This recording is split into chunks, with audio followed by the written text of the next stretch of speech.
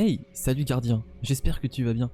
Aujourd'hui, le 31 janvier 2023, une nouvelle bande-annonce en rapport avec des nouvelles armes et équipements est disponible pour la future sortie de Eclipse. Nous allons passer en revue ces nouveaux équipements. En premier, nous avons un pistolet, le dernier avertissement, qui sera de la même énergie que la nouvelle doctrine, le fil obscur. Cette arme peut charger des balles à tête chercheuse. Les projectiles semblent être plus rapides que l'Ostéostriga, qui possède aussi des balles qui cherchent leur cible. À voir. Ensuite, on peut voir en action une mitrailleuse abyssale, le chaos déterministe. Son atout s'appelle malus rythmique. Le 4ème tir affaiblit les ennemis et le 16ème les rend volatiles.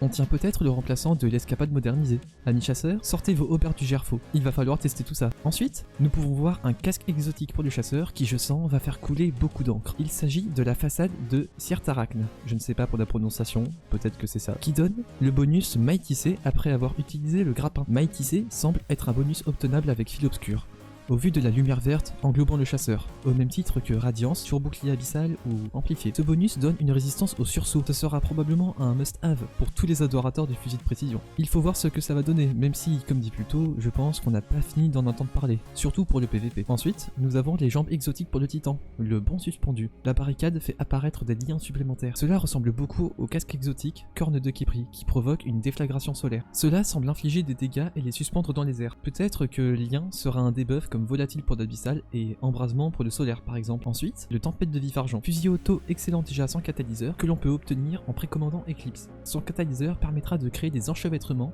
suite au frag avec le mode lance-grenade. D'après ce qu'on peut voir, enchevêtrement est une boule de fil obscur que l'on pourra récupérer pour lancer sur l'ennemi, un peu comme la pointe de diamant sur le titan stasique. Vient ensuite le tour de l'arcaniste avec des bottes exotiques aussi, qui sont les essaimeurs. Détruire ces fameux enchevêtrements font apparaître des brindilles. On peut voir, après avoir été détruit, des petites brindilles tomber sur le sol et se diriger vers l'ennemi et exploser. Avoir le potentiel en PvE pour du hack clear, et même en PvP je pense, il y a possibilité de créer des tactiques sournoises je pense. Nous pouvons voir ensuite une arme qui avait été attendue par pas mal de joueurs en ce qui concerne son élément, la morsure hivernale, un glaive stasique qui gèle les ennemis avec des orbes de glace. On dirait qu'on a volé le bâton du super stasique de l'arcaniste. Mais rendez-lui, des tirs semblent créer cette fameuse orbe qui, à son tour, gèle les cibles. Bien évidemment, on voit de suite une utilisation avec l'arcaniste stasique qui va se révéler je pense monstrueuse pour du démobage. Et voici pour ce rapide décryptage du nouveau trailer. Pour rappel, Eclipse sortira le 28 février. Avez-vous hâte ?